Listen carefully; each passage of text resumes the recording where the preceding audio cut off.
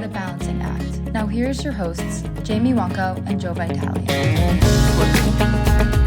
Hello and welcome back to The Balancing Act podcast. I am Jamie Wonko. I'm here with my good friend, Mr. Joseph Vitale.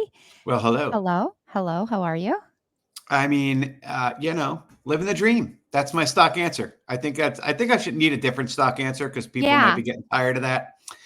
There was a person that I worked with for a long time, and she would say, "Are you having fun yet? Are you having fun yet?" And there was just like something about that I had such a reaction to it because, quite honestly, sometimes I do have a lot of fun at work. I really do. And so there was just like something about that was like, yeah, but if I say yes, that's not the answer you want to hear. So are you living the dream? I mean, yes, I am living the dream. Listen, there's no secret that we are passionate and we enjoy what we do. Yeah. So, there's always stress that is involved, but I'm living the dream. This is what I wanted to do when I signed on the dotted line. When I graduated from college, I always knew this is where I was going to go and what I wanted to do. So I'm happy to be there. Nice. But I got a little gift. I'm going to show you my little present. I got a little set from my hubs. Was like, "Oh, I bought this for you." Oh, that's so nice. Oh, so romantical. Yeah,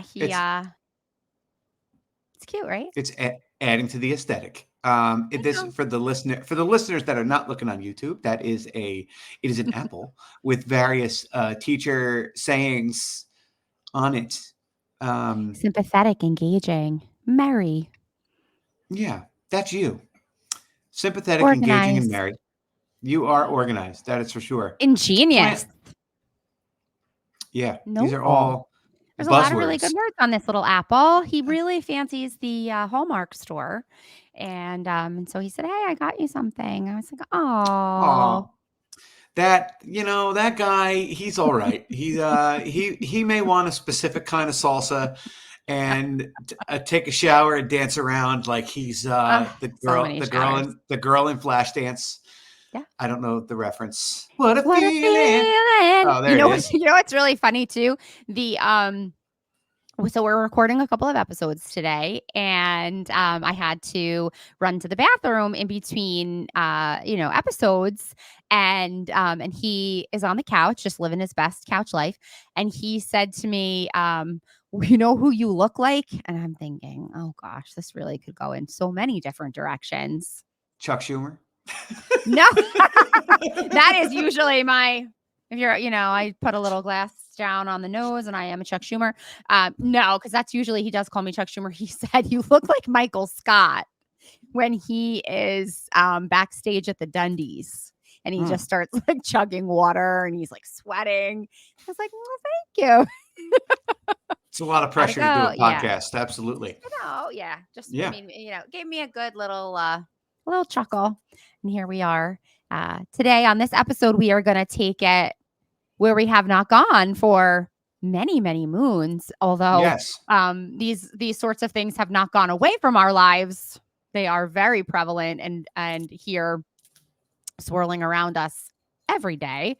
Is, kind of part of what brought us to this podcast in our friendship, which was dealing with not just work, not just being a parent, but also dealing with family issues that, that take our focus. I'm trying to. How am I gonna? How ironic was that? Yeah, and and the thing I really would like to have a picture of at all times, and maybe I can wear one on my shirt, like those iPad fireplaces that people wear when they have. Do you know, like when you do like an ugly sweater and they have like ones where you can actually put an iPad and then you can see the fire. I almost sometimes think it would be nice if you could have like a picture of a battery. and it would be like the person's emotional reserve. And if you could just see like how full or how drained they are Yes. at any given point in time, and that might, help us proceed with caution. Some people, you can see it on their face. Some people, not so much. Some people are just grumps all the time, so you're not really sure, if they, like step back or lean in. But yeah, there are certain days and weeks that are, they just sort of fly by and you're like, how did I do that? Yeah. So we So figured we would revisit this topic. yeah. So, we want to update on our listeners and on, some things that have been going on with parental units and family stuff and things like that, because it is a huge part of our podcast. Yeah. So, and it's also, honestly, at this point, unfortunately, a huge part of our lives, Yes. because Yeah. it takes up a good amount of time for us outside of our regular work responsibilities. Absolutely. So, who wants to start? You want to start? What's been going on lately there, boss?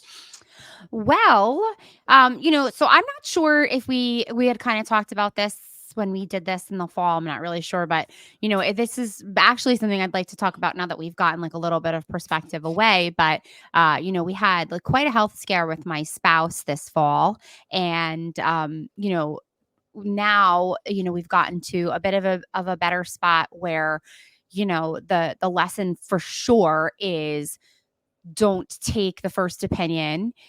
Always do your research, always go and see if there is a different doctor, another space, another spot. There's no what the first person tells you is not always the only route that you can take.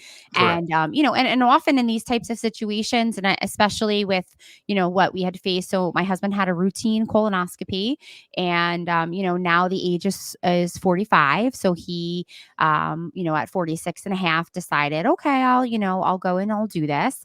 And the doctor, found some things that really did not look okay. And so, it was just September, October, November was just filled with appointments and appointments and appointments. And, I began this space of calling and recording and writing and researching and pushing and pushing and pushing.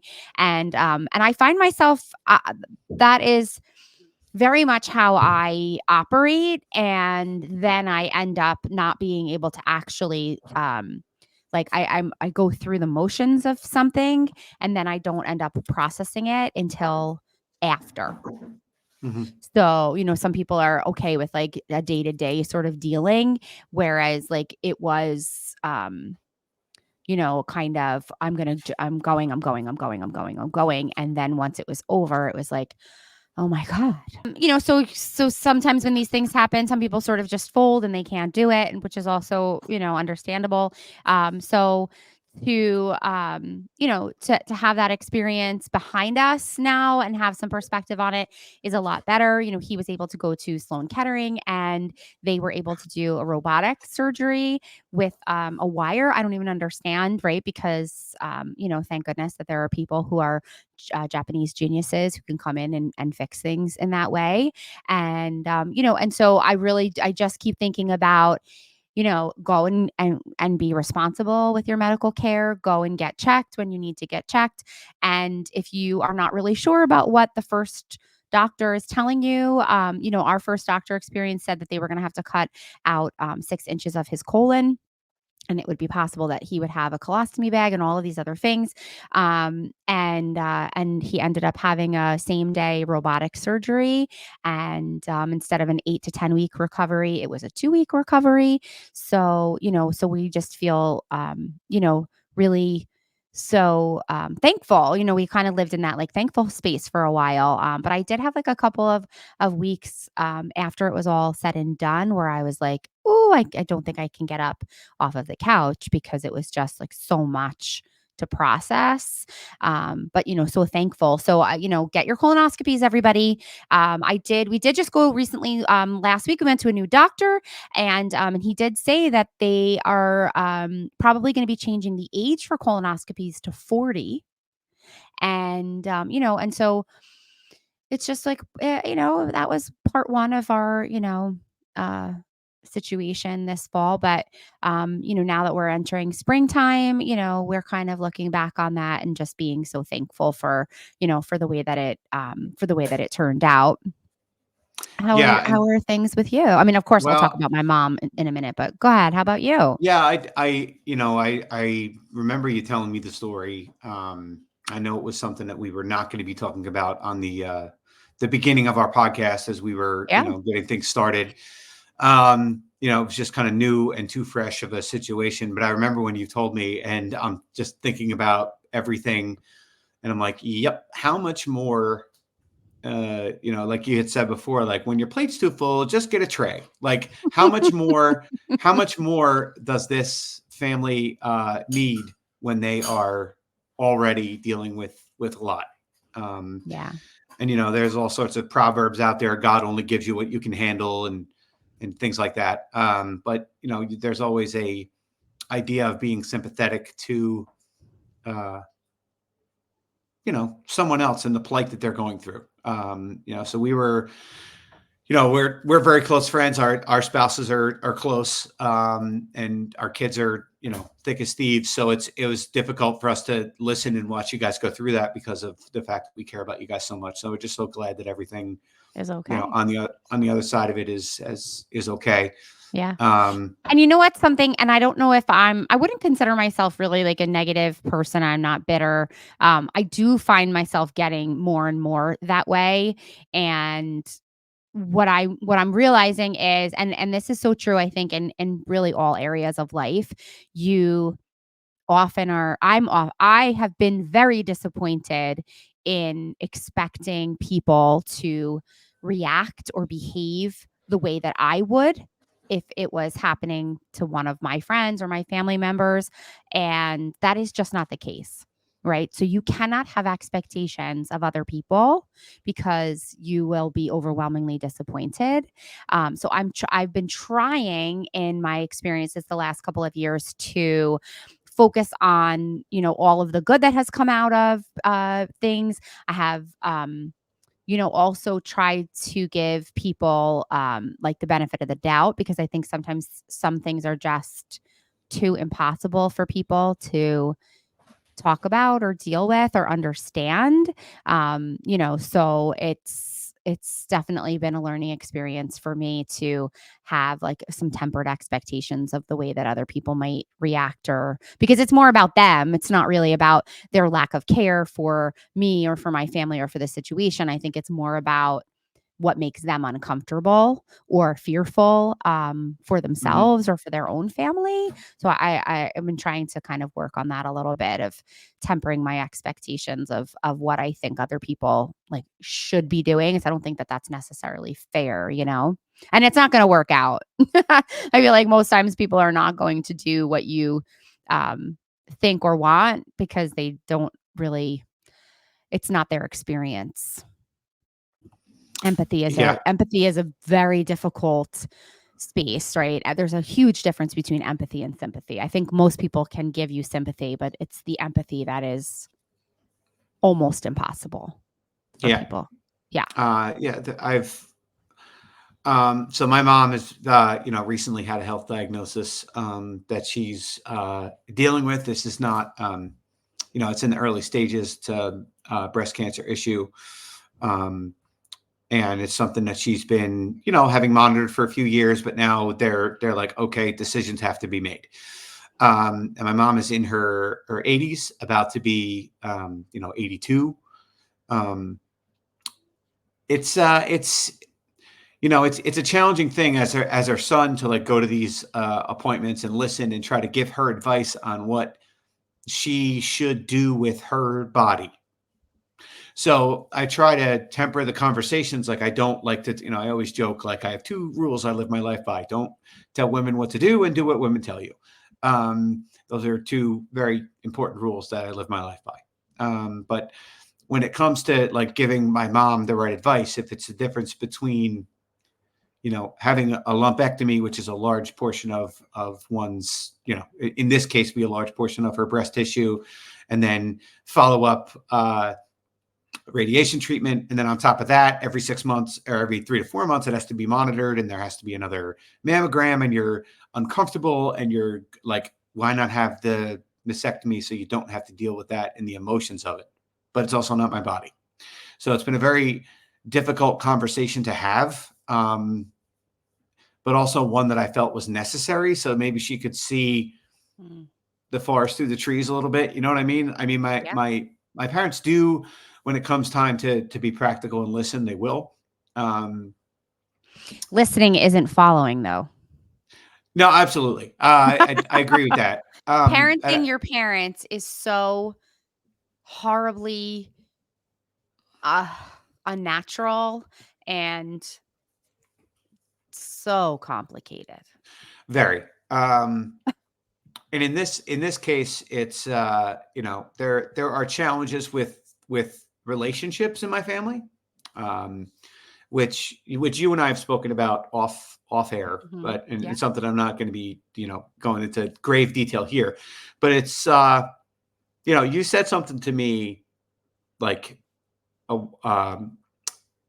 and it wasn't a passing comment. It was, we were having a conversation. You said something like, well, you didn't pick them, in regards to like family members. Like you're kind of, you're kind of born into it. And there's really no choice. You're like, those are the people I want to be with. And I'm not saying that in any kind of negative way. Like, oh, I want to be estranged from my parents or my sibling, or anything like that. But it's a very challenging situation to have to deal with.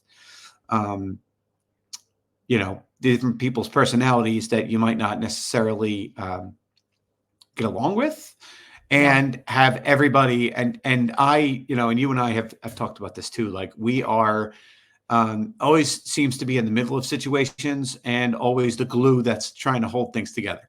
And that is an incredibly challenging place to be in every situation. I'd love for us to interview a family counselor. I have some questions about, like someone who is an expert on family dynamics and in particular with birth order, and I'm fascinated by, like the younger child sort of what their role is. And I know there's a lot written about it. But I feel like that would be maybe we'll put that on our to-do list if there's somebody that we can speak to about, why that happens or how common that is, and sort of like playing, playing the roles that you develop in childhood really continue, throughout your life. And there has been so much popularized in recent years with the word boundaries. Mm-hmm. And, for a while I'm like, oh, it's a stupid word. But it is really true. It's really goes back to, and I say that to the kids in school. So of course I'm going to say the something like that to you or to anybody really. And it's so true. We do not choose our family. And there are, lots of people, and obviously we choose our friends and we're able to have experiences with our friends. And I know a lot of people have like that. There's that common, like your friends who became family. But at the end of the day, like it's still your friends. It's not really friends that became like family. They're your friends and you chose them. And it is always a different, you as close as you can become to people. It's still chosen. And, and so I do like, I follow a lot of posts and people who write about narcissism and like family dynamics. And, I don't have those particular issues with my parents. But I have, some of those issues with other family members. And so there are, there's a lot of like, what are the boundaries and how do you create them? And, I would say that my nuclear family, with my parents and my sibling, is somewhat boundaryless. Mm-hmm. We have no boundaries, like to the point where if If I call my dad and he doesn't pick up on his cell phone, then I call the house. And then if they don't pick up in the house, then I would call my sister and I would be like, where's dad? We all do that. Okay. Always. That's not something that I do. No, I know what I'm saying. It's like, and we recognize like, if that's not healthy, we don't care. Cause like, that's just what we do anyway. Right. Yeah. So, But you that's kind of have healthy. those things, right? But that's healthy to you. That's healthy to you. But know? It's not. I mean, if you follow like the outside perspective of things, it's like, don't do that. But really, like, I mean, I have my sister or I, like, we would call the other person's spouse. Like, if we're trying to track you down, like, we are going and going and going. And now that our children have phones, we will call the children and be like, where's your mom? What's she doing? What's that? Why is she not talking? Well, I need her. And like things like that. So I can see both sides of it, right? Where it's like, yes, like there should be boundaries and you don't choose your family. And then there's something in my kitchen. It has been since, I don't know when my sister gave this to me. Maybe I was a teenager, like late teens, when we stopped fighting and we started to really, in your whole life, you're like, oh, they're going to be your best friend. And, stop punching your sister and like, don't hide in her closet and jump out. With your character, the girl in gray. Is that what you? No, wait. Did you do in my this? closet?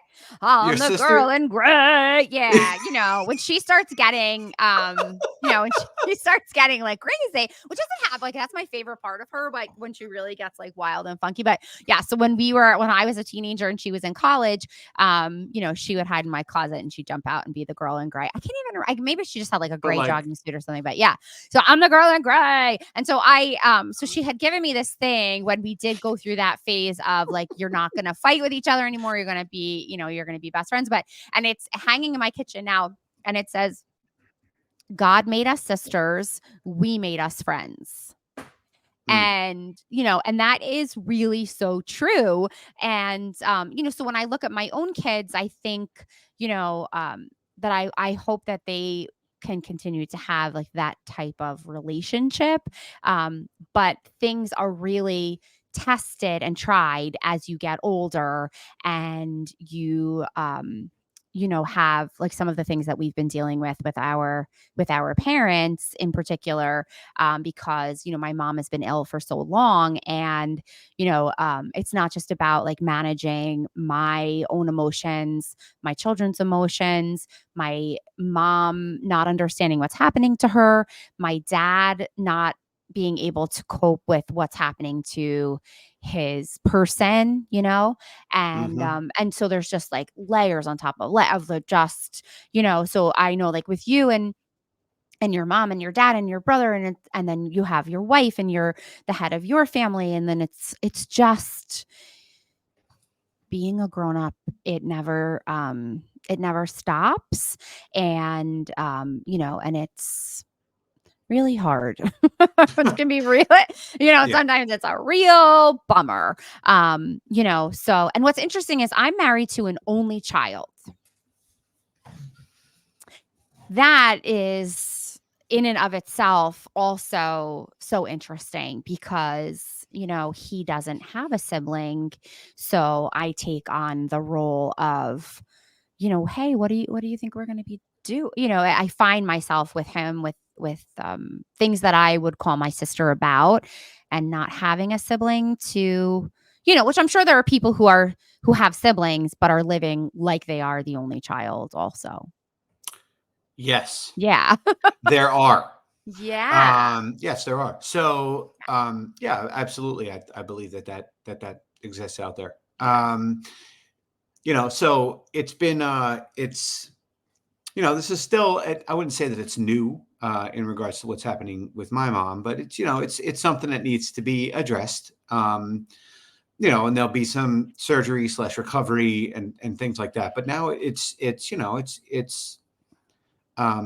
just another layer of something that needs to be taken care of as your parents get older. These are things that we wind up having to to have to deal with. And it's unfortunate, but and also it is life. It is just like this, these are the cards, this is what's been dealt. And you just have to figure out a way to manage it all. And not only that, but you have, we have kids that are the same age. So, it's managing their schedules and their expectations and making sure you're not quote unquote missing anything. And you're burning the candle at three ends in order to try and manage everyone's schedules and responsibility. Yeah. Okay. I had a bit of a light bulb situation with my parents. Recently, I was talking to my dad about my word of the year. Right. So my word of the year for 2024 is restore. So when you were saying about, not missing out on anything, what I was really missing out on. So when my mom first got sick, we were told she had less than 6 months to live. So we went into this immediate mode of, this is the last birthday, this is the last Thanksgiving, this is the last Christmas, this is the last, so we went into this survival mode of how are we going to make it through the next few months and be there, support each other, take care of her, give her, the dignity that she so deserves and the disease has really taken from her. Right. So, how do you do all of those things and work full time and, not completely lose your sanity. Right. So, now we find ourselves, a year and a half later, and she has not, she is, sort of in this like status quo sense of, right. And it's like, my sister has feelings about it. I have feelings about it. My dad has feelings about it. What is a life? We've been doing all this reading, like Death and Dying in the 1960s. And, is a beating heart really a life? Right. And so that's a whole other debate for a different day. But so I was saying to my dad, look, like my word of the year is restore. I am genuinely trying to do all of these things because 6 months became 18 months and who knows how much longer we'll be living in this sort of state that we're in and, trying to support each other and do our best. But, she is my mom, but I am 3 other people's mom. And I have to honor what I can do for you guys, but I have to be there for them. They need me. I'm their mom and I need to show up and be there and not just be this sort of like sorry sack that is going through the motions of, what is defined as, anticipatory grief, which is, anticipatory grief is its own, special hell really of a situation where you are just waiting and so it's like you kind of have to dig yourself out of anticipatory grief because you get sucked into that for so long and it's such a deep dark hole to be in that I'm not living my own life because now I'm not. So, so that was sort of my like, wow, I'm going to go back to my word of the year. I promised myself I would restore. So I feel like I've been doing, attempting to do that as best as possible. And so in talking to you about, your stuff recently, you kind of see that, like those beginning stages of like, what are we going to do? And what's the plan? And, and like that is its own difficulty as well, because, it's just, and from also hard. A variety of other situations, like I had, I just wasn't in a good headspace over the last, let's say, week to 10 days, just because of variety of other factors, on top of what's been happening with my mother, just other family issues that need to be dealt with. And you deal with them because that's, that is, again, another part of life that needs to be, managed. Yeah. And it's unfortunate because, you want people to act the way you would want them to act in all facets of your life. But also realizing that that's not possible. It's not possible. I have a friend that I met, and I genuinely believe, and this is just, this is a me thing for sure, but I am religious. I do believe that there are people who are put in your path for very specific reasons. And a good friend of mine had lost her mom some years ago. And when I started at our new school, and I was in this very deep, dark hole of sadness, she ended up being, and now she ended up being, her prep was at a time when I was at a duty on the other side of the building where we would have like these little exchanges. And Mhm. quite frankly, like every single one of those things happened on purpose. I genuinely believe that there was a purpose to the two of us crossing paths. And she is the most empathetic person. I was just going to say that she I, is one I, of the most sh- genuine and empathetic and kind people that uh, I know. Yeah. And, so John Paul Gonzalez, who we will be speaking to soon, but he had done these trainings at school, and he showed the kids a video, and it was during COVID, and we were still doing the Sidekicks Heroes and Cool Kids program. We were doing it virtually. And he showed the kids a video, and I can remember sitting in my dining room in my, makeshift classroom and watching this video, and it was the most fantastic example. It was a cartoon of what empathy is. Empathy can be such a difficult thing to explain, in particular to with children. And in the video, the cartoon, the person has to climb down and basically is in a hole, and they're just in this deep sadness, in this dark hole. Like, how did I get here? And the person, their friend or the other person in the video, looks down and says, like, "Are you okay? I hope you're okay." And it explains that's sympathy. Yeah. Empathy is climbing down the ladder and sitting next to the person in the hole and giving them all the space for feeling all the feelings and anything that they need, and sitting with them for as long as it takes, and genuinely reassuring them that they have a partner in this, whatever it is. Right. And so I don't think that people can be that true empath. I think it really is like in your genetic composition. So, here she is. We're just meeting. We don't know each other a couple of weeks, and I'm full on crying in the hallway of school, and she is full on crying Mhm. in the hallway of school. I mean, to be seen and heard and felt, and honestly, to be given that amount of just like feel whatever you need to feel. A lot of times people want to explain the feelings, they want to solve it, right? That's They me. don't Yeah, want it. Yeah, that's me. they And want to tell unfortunately, you it's just like my nature. it's not. But it is most common, right? Mhm. We had oh, my mom got a we have to use this machine to get my mom out of bed, and she doesn't like it, and she can't walk, right? So you either get out of bed with the Hoyer machine or you don't get out of bed. So a lot of times she chooses not to get out of bed. So we get her out of bed, to put her into the wheelchair, and we have to brush her hair, and we have to feed her, and we have to do all the things, right? She has zero ability to care for herself. And somebody might say, "Wow, that's what a blessing that is," right? Yeah, it's hard. It's very hard when, when you take a true empath, they're going to say, um it's just going to phrase it differently.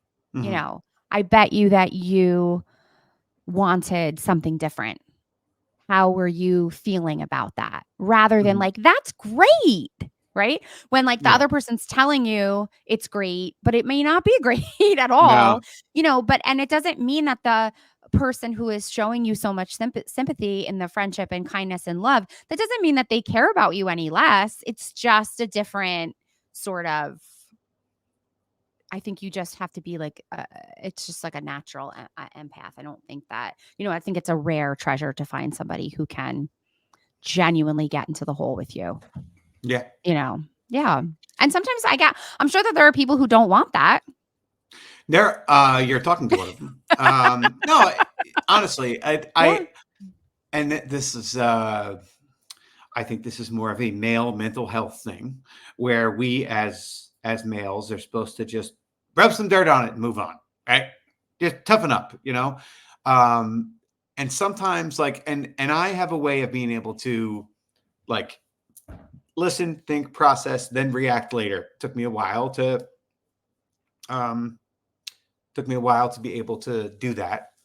Okay, where in the moment I try not to say or do anything, with a particular situation that's gonna piss anyone off or be retaliatory. You did this, okay, well, but you did, and then we're putting bricks on each other's wall and just making it worse.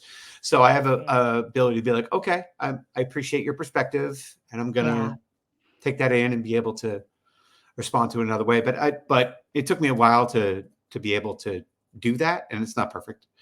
But And I like, don't think any of it ever is perfect. I no, think I it could think, be feelings and emotions, or it could be like an hour to hour, minute to minute, day to day. It doesn't, what is okay to hear 1 minute of one day might be horrifying a week later. I think probably the most important thing is to be able to say, what, well, okay, well, is that what reading like the person of like, is that what you need? Giving them space to be able to feel what they're feeling. If they want to talk about it, not talk about it, understanding that how they're dealing with it may not be how you would deal with it, but like letting it be okay.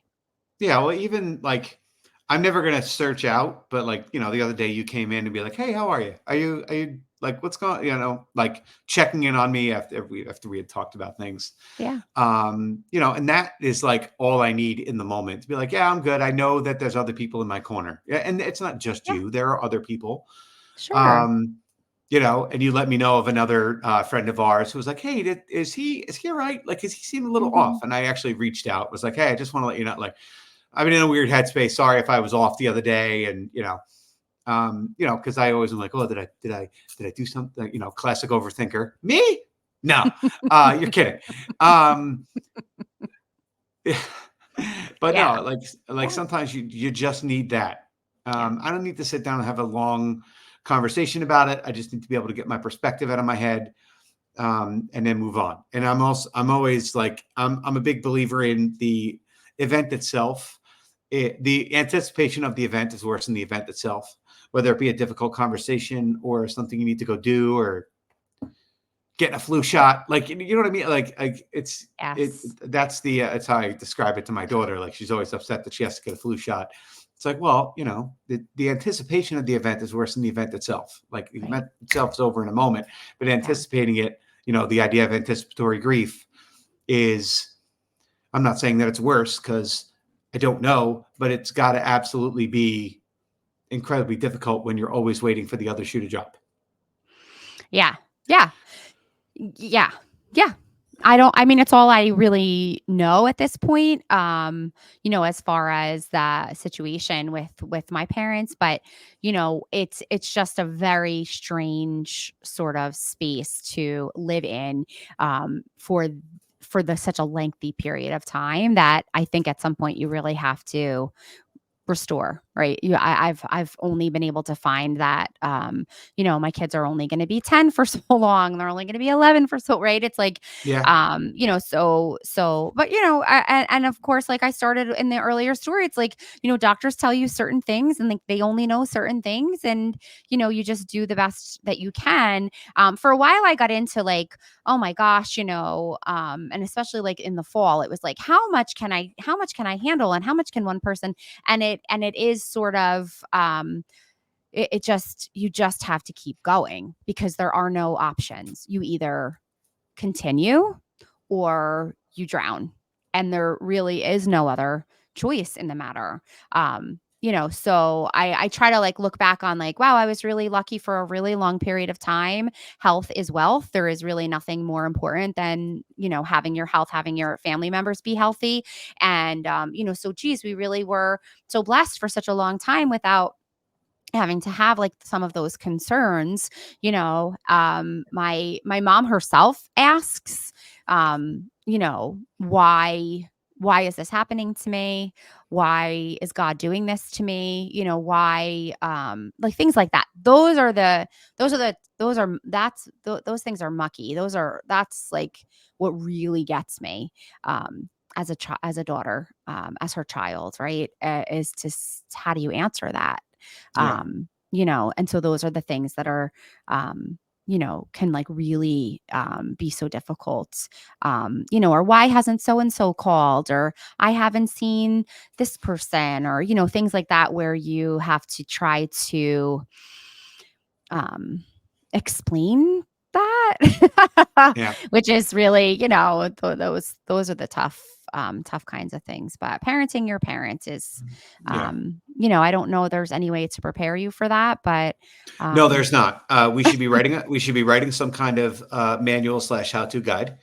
that'll be coming out this fall. Coming out this fall. I've also like you talked about your word of the day being restore. My word of the year, excuse me.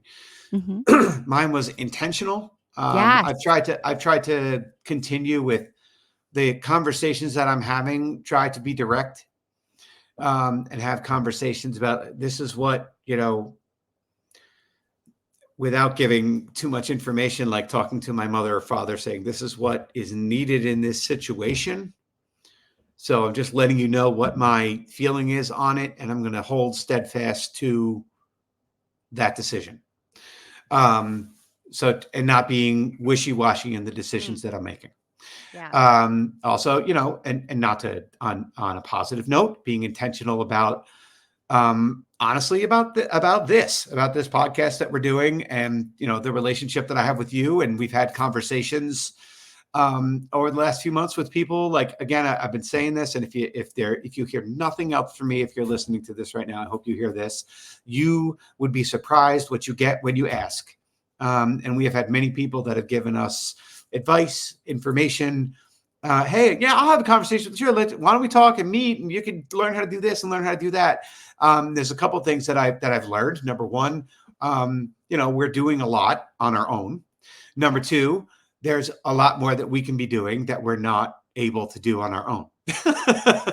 So to be intentional is eventually going to be making a decision like, well, how far do we want to take this? And we are talking about and weighing all options. At the same time, trying to make the best decision for us. But I want to have those conversations. And I said, you know what, this is something I'm going to be intentional about. I'm going to keep it in the forefront of my mind. Yes. I'm going to reach out to people like that we want to talk to. I'm going to ask the person for the favor. I'm going to call in hey, you once said, like, if I ever had a question, I got to ask you this, or how do I do that? Or can you give me 15 minutes? Like, we're doing that because we want to see. And you've been really doing really well. With all of those things. Yeah. I mean, just because, I feel like that's something I'm good at. Yes. And especially from talking with people who are in the industry, right? Look, we're not talking to bigwigs or anything. But like, just, we are. Yeah, but just, but even talking to people, that work within the industry that can be like, hey, yeah, you're doing this at a grassroots level, but there's more that we could be doing. We could be helping you with this, but trying to make sure that we're also making the right decision, and, being intentional about it, and being willing to put yourself out there, I think is an important lesson for anyone to learn. Right. Agreed. It's also not in everybody's DNA to be like, to, shamelessly slide into people's DMs and be like, hey, we have a podcast. You talked about this. I want to talk to you about that because it would be interesting. Why don't we set up a meeting and talk about it? Let's do this. And people are like, sure. And some people never respond. I'm looking at you, Jen Manley from Strategic Classroom. You were my white whale. she'll never see this, but maybe she will. But like she's, that's someone like, I'm going to keep being persistent. I'm going to reach out. I'm going to try and get this person on the podcast. Yeah. And it may work, but it may not, as long as I'm, not intentional, but not stalkerish. I've been trying to make better decisions with my health, trying to work out. Of course, that's met some obstacles with, deciding to finally get in a routine. And then I sprained my knee, and, you got to deal with that stuff because I'm 48, not 28. Because I'm 48 on the outside, but 28 on the inside. 28 on the inside. Yeah. And my kids call me Bing Bong from Inside Out. Bing Bong, you're Bing Bong. Because everyone forgets about me. That is also from my daughter, who I've created the monster because she's funnier than I am. But I'll never admit that I said that, or did I? I'm going to tell her. I'm going to send her the clip. You should. But yeah, we've, we wanted to make sure that we updated you on all the good and the bad and the ugly. It's not, we always talk about other people and their perspective, but this is our perspective on life and how we deal with it. It may not be. It's messy. It's messy. I mean, and it's okay that it's messy. I almost feel bad, like after the fact, like when we had a conversation, and I kind of like let you know what was going on with me. I like felt bad afterwards because I'm like, she really doesn't need just another person. Yeah, but I feel like she really does. She really does. Because, when you're dealing with difficult things and people want to try to shield you from their difficult things, it makes you feel more alone. So hearing what's happening with other people, it makes you feel more human, more connected. You're able to kind of get outside of your own grief and situation and be able to kind of share that with somebody else and, let them know that you're, still able to hold space for them as well. So I think that that's really important. No, that's how I feel. I know this is normally how we end our podcast, but I appreciate that trait of yours very much because even just the ability to listen, and my wife is a great listener too, and she gives me a wonderful perspective and wonderful advice, but sometimes getting or hearing it from other people allows you to get the best perspective possible, because my wife is, I always call her a lioness, right? She protects the pride to literally to the death. She will bite, claw, and climb her way over any obstacle to support her family and the people that she cares about. And I need that from certain people. But I also sometimes need a little bit of a different perspective. I don't want to say a softer perspective and be like giving you like my wife's is hard ass, but she just has a very, forceful way of being able to make sure that her family is valued. And I think that that's very important. And it's something I admire in her very much. I do too. And she's, and that's such a great quality. And I probably would say like my family would probably say that about me too. It's so different when you're dealing with like someone when you're like on the outside of it and not necessarily so close. That's why it's like, you got to have friends. Oh, we're singing now. Okay, I do. But I also appreciate you, Mr. Vitale. Yes. And I appreciate all of our listeners. We have some, we keep, throwing things out there for everybody. We have some exciting news coming. I know we keep teasing that. We're going to get that out to you guys very soon. And, we thank you for joining us on this very special episode of our little update of what's going on in our lives. Hopefully it gives you a little perspective as to how things are going with us. So thanks for listening. Thanks for listening. All right.